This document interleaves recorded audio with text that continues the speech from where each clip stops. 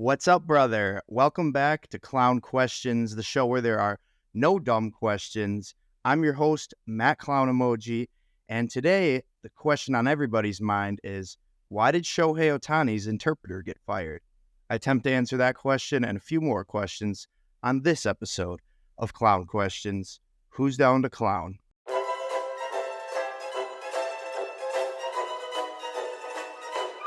That's a clown question, bro.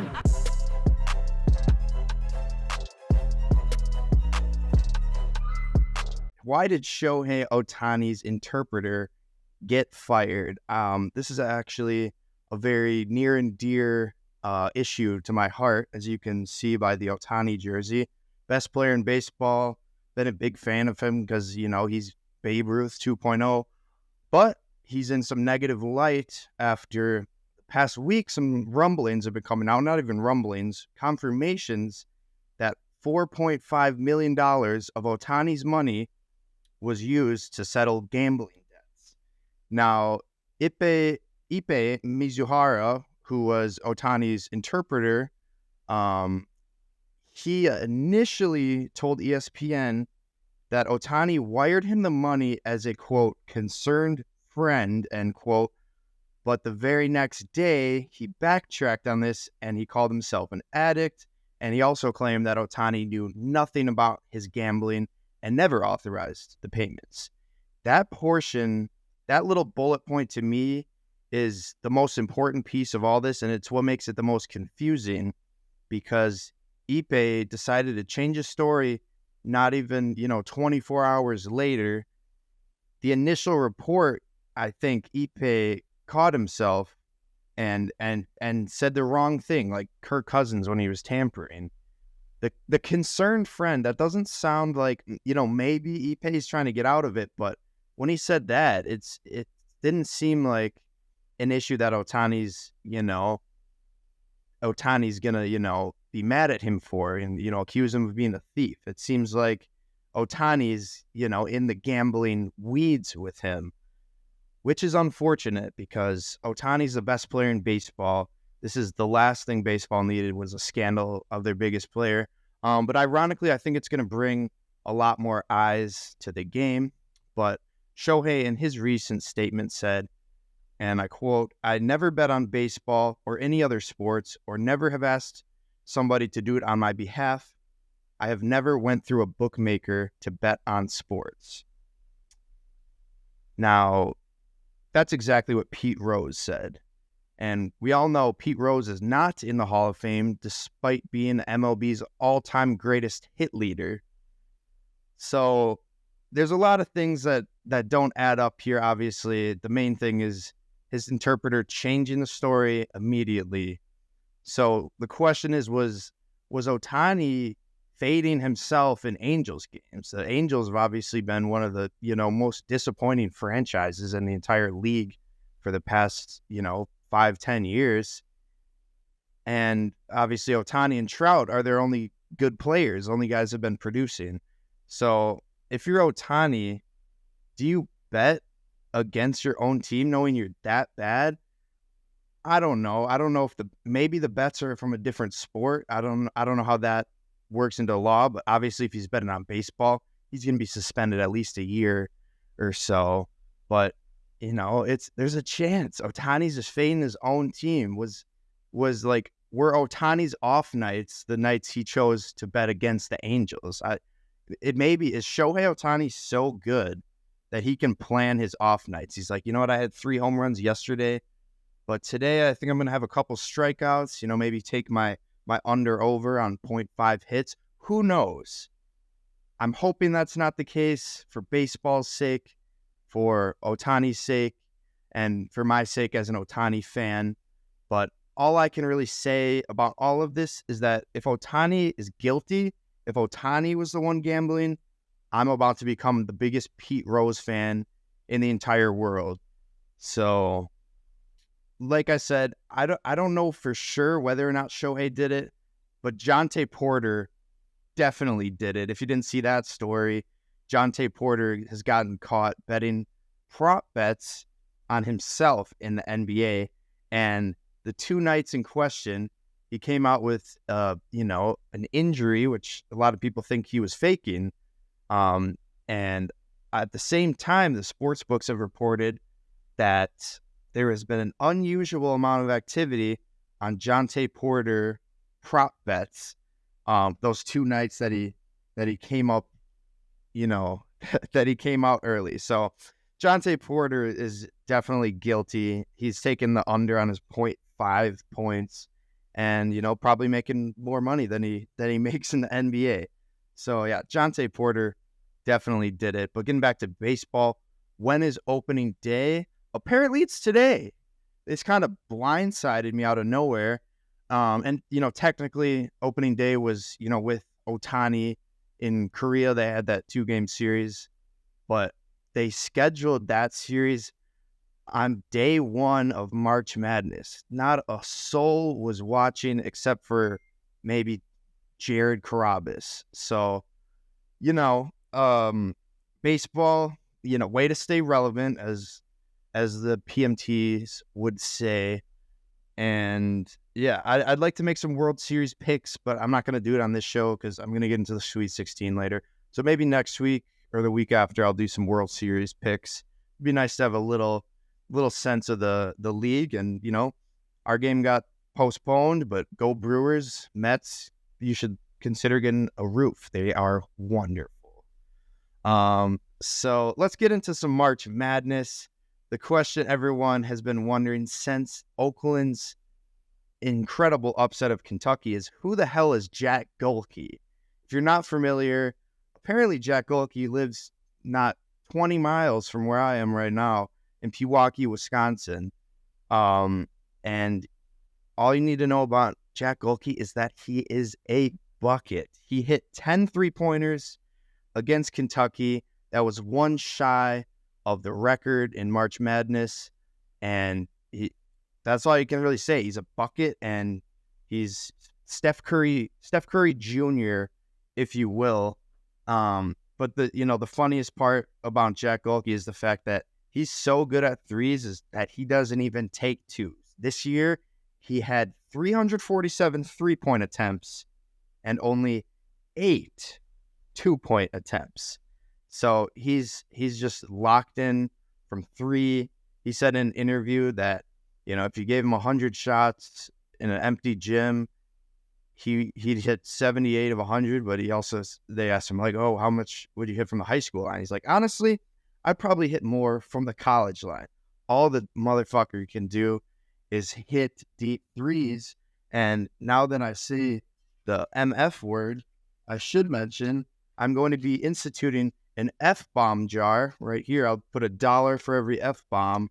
Out of respect to my dearest godmother, who, she texted me and said she likes the show, but she says I make too many F-bombs. So there's $1 in the jar for you, godmama.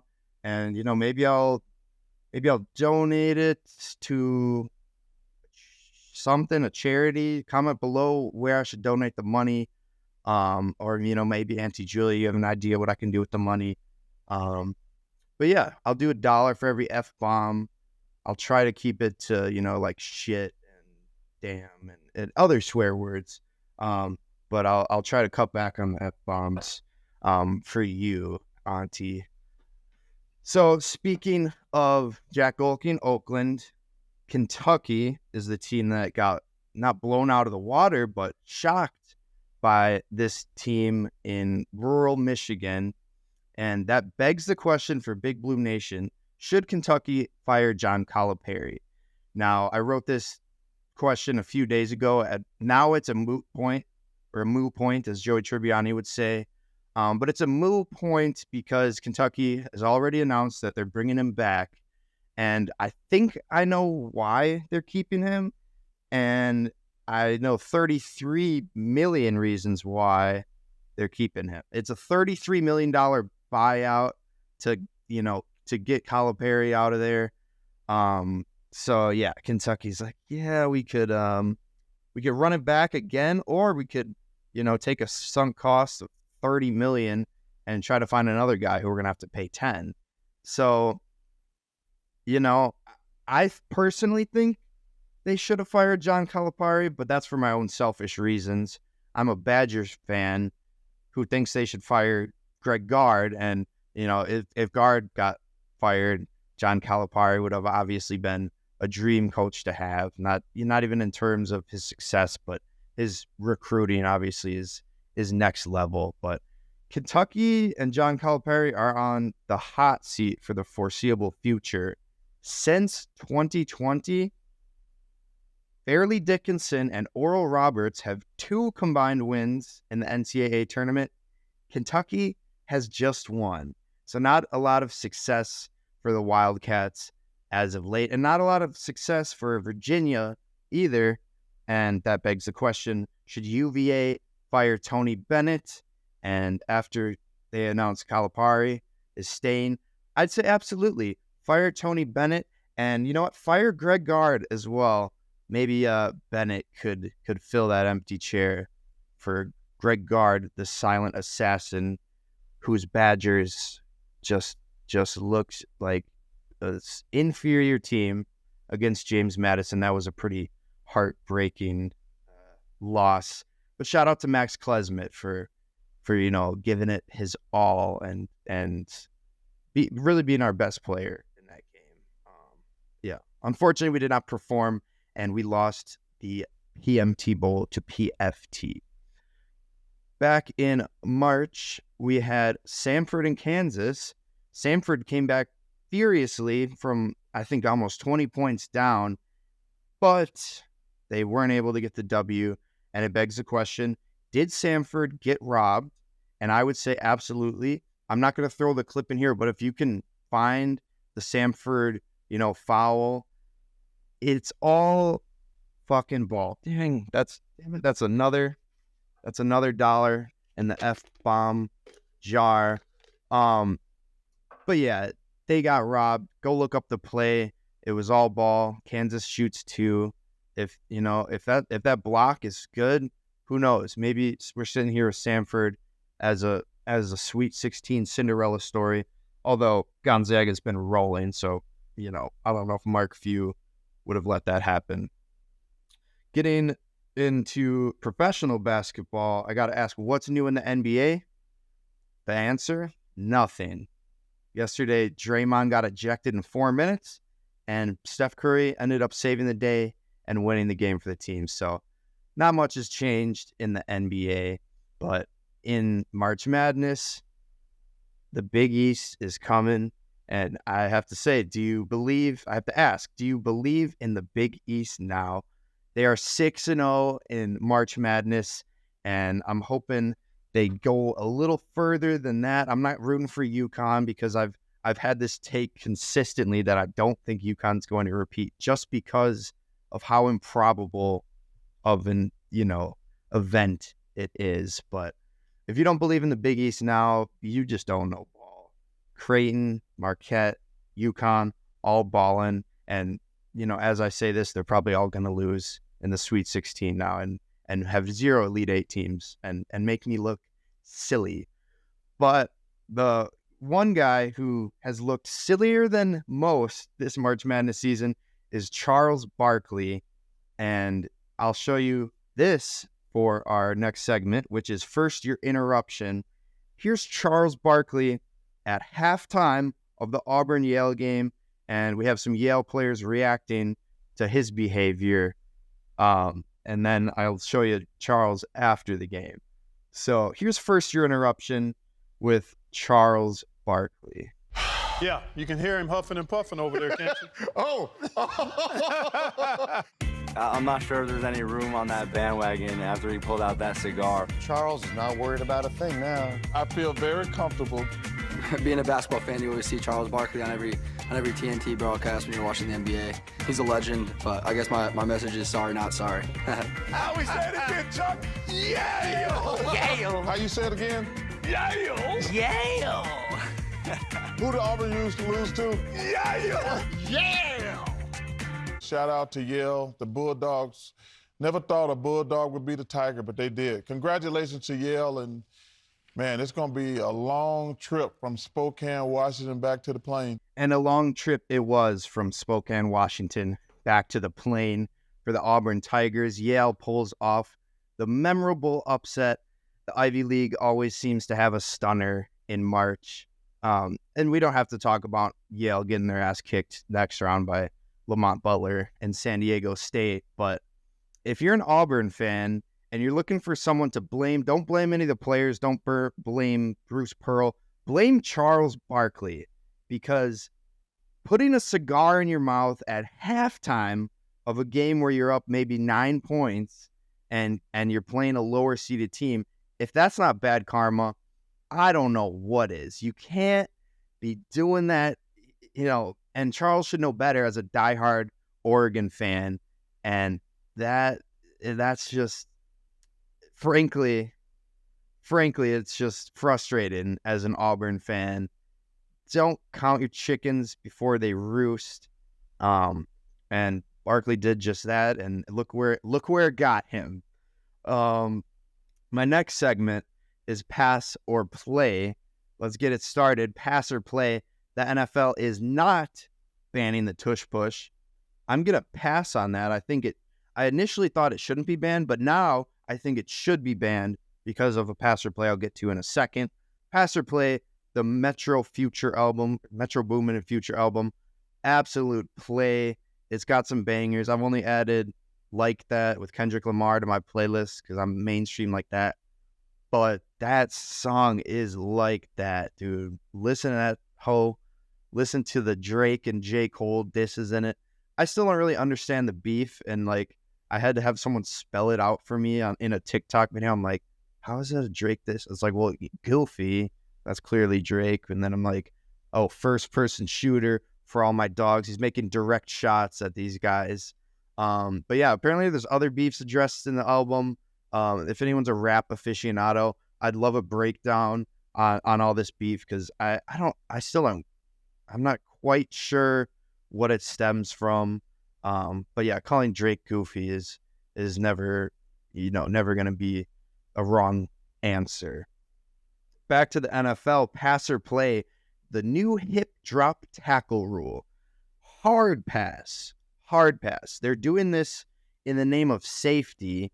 And, the crown jewel, the smoking gun of this new rule is, I'm not going to add the video here because my editor's lazy, but if you can find the Mark Andrews clip, he got rolled up on. He got, pretty serious lower body injury, whether it was his knee or his ankle.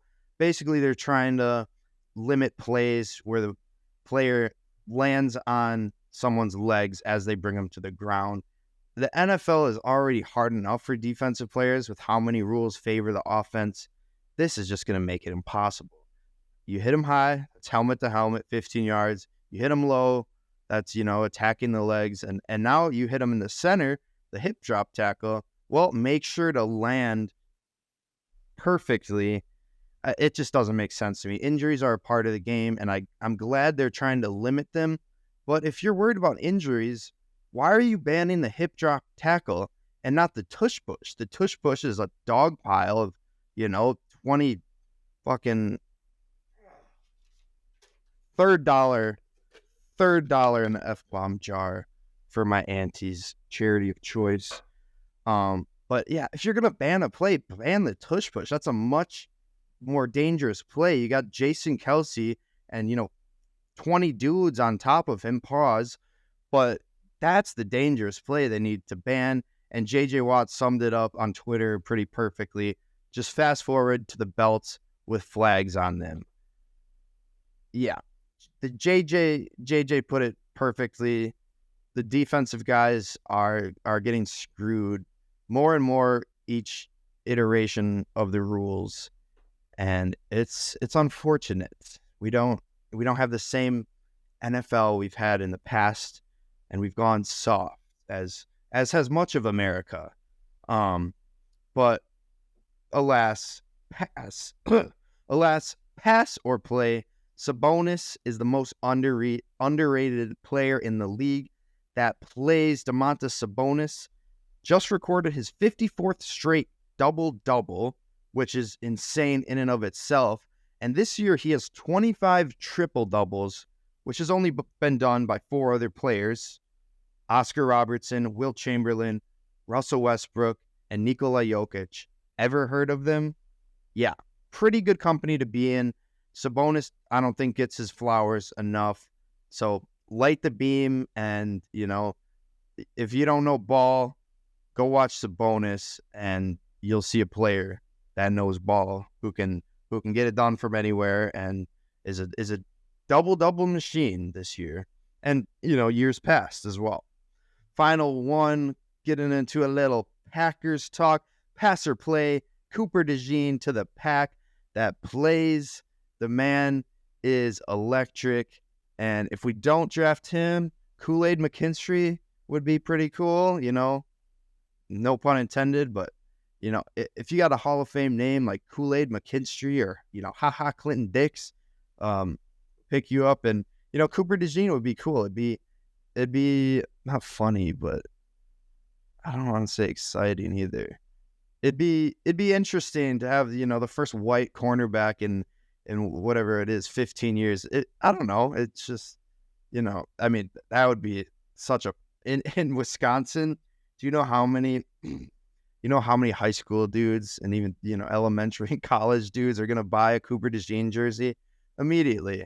But no, I need to get a Xavier McKinney jersey, or if we get Kool-Aid, a Kool-Aid McKinstry jersey would be dope as well. But yeah, excited to see what the Pack do in the draft.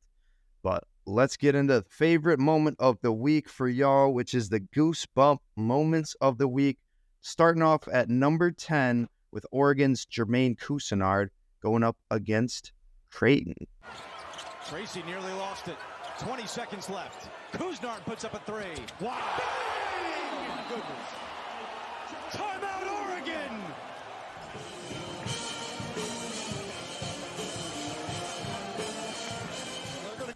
Number 9 is Walter Clayton Jr. for Florida. This is one of two moments in this game in the top 10. Clayton's a tie. Good! Good! 9.5. Timeout, Colorado. Number 8, we got Yale capping off the upset versus Auburn. He misses them both front end. Broom has it, puts it up. Williams there, rejected by Allerton. Johnson for the win. Not there. Yale riding the March Magic high once again.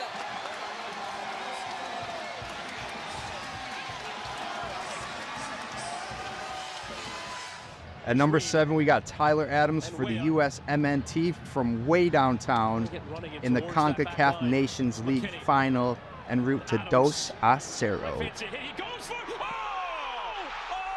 that is absolutely sensational from Tyler Adams. A banger, befitting of a final. The U.S. lead Mexico by a goal to nil. Number 6, Jack Gohlke versus NC State, 4-point play. I don't think he touched him. A chance at 4 for Gohlke. I don't think he touched him. Number 5 is also Jack Gohlke versus Kentucky. Gohlke again. Yes! That was his 10th three of the night en route to the upset. Wow. Puts up a three. Gohlke And mania. Oakland with a March memory of a lifetime. Number 4, we have Joey Dunn scoring the lone goal in the Women's Frozen Four championship against Wisconsin. This hurts. Sends it to Bilka. Bilka over to Dunn. Dunn shoots. She scores.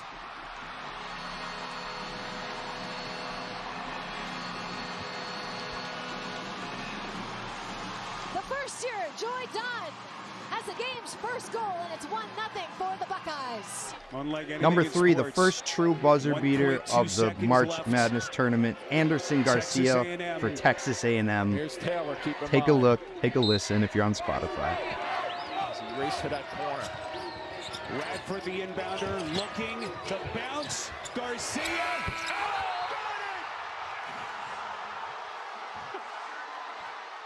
We are tied.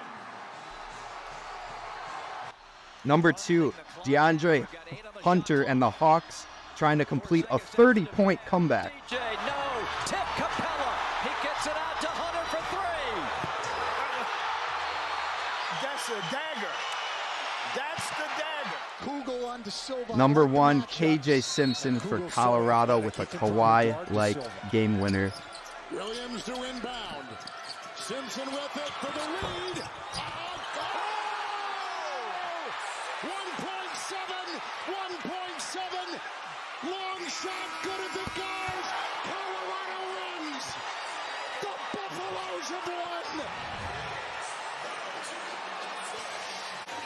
This is an incredible shot. He gets away with a little push-off there, but you just had said it, Dan. This guy makes big shots. But he made big plays in the first 4 game. I mean, he has struggled, but he made a big basket at the end, made big passes. This is his reputation. He is a clutch player, and no more clutch than right there. And first team All-Pac-12, KJ Simpson. Incredible stuff from KJ Simpson. I still think that Florida-Colorado game, what is it, 105 to... Sorry, I'm out of breath after vaping. Don't vape, kids, or burp into your microphone. But incredible stuff from KJ Simpson. Like I said, that was like Kawhi. Game 7 against the Sixers. And like I said, I think that Florida-Colorado game has been the best game of the tournament to this point. But hopefully the Sweet 16 will have some more exciting games. We'll have more of a true buzzer beater. I know Anderson Garcia's was a true buzzer beater, but that was to tie it, and then they lost in OT. I need a game-winning buzzer beater, and I need it bad. See me next week on Goosebump Sports Moments of the Week. To finish out the show, let me give you my Sweet 16 picks that nobody asked for, and they're getting way too late. Hopefully I can get this video out before the Sweet 16.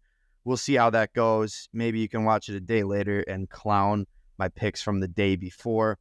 But here we go in the bracket. This time I'm just doing ESPN because this is way less editing and much easier on my editor's brain. All right, we got UConn, San Diego State in the first game. Give me UConn. I picked Auburn to go to the Final Four. They were one of my Final Four teams that didn't make it. UConn, chalk. They're rolling. Give me UConn. Next up, I'm going Illinois. I made a lot of comments about Terrence Shannon Jr. last week that maybe I shouldn't have. All I can say is the stuff he did was alleged, so maybe I'm jumping the gun on the sicko weirdo jokes. So I hate to give a potential rapist the benefit of the doubt, but I'm not going to comment on that anymore until, his court case, because that might be a little unfair to him if he's proven innocent, of course. North Carolina, Alabama. I'm taking UNC. I'm going with my original bracket. Keep as many of the same picks as I can. If it ain't broke, don't fix it. Give me Arizona over Clemson. Clemson is going to stay being doubted, and I'm still doubting them. Give me Zona, even though, New Mexico is who I thought was going to be Arizona, which was dead wrong. Number 1, Houston versus number 4, Duke. Give me the Houston Cougars, because Kyle Filipowski is a scumbag and Jamal Shed is like that. NC State, Marquette. Marquette's probably going to remain my champion. I want to root for NC State. They're the only Cinderella remaining, but I'm torn because I want to root for my original bracket. Purdue, Gonzaga. This one scares me, but I'm going Purdue. I still have 3 of my Final Four teams left, so I'm going to take them. Give me Creighton, Tennessee. That's what I picked originally. If it ain't broke, don't fix it. UConn, Illinois. This part was broke, so give me UConn. Give me the chalk. I'm going to have 3 number 1 seeds in the Final Four, which in a chalk year like this, could prove to be the correct answer.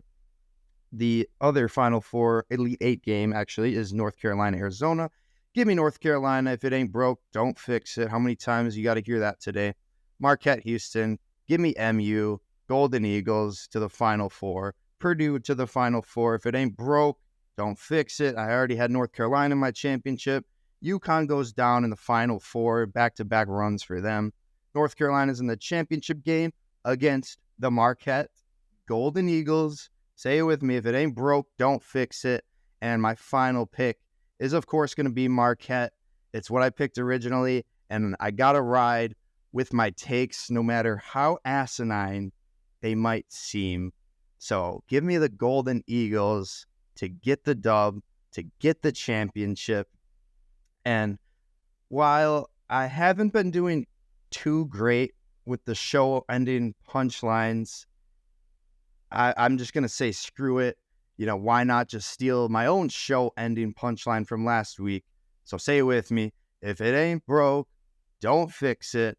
But to Tyler Kolek, Cam Jones, Coach Smart, and the rest of the Marquette Golden Eagles, heed my words.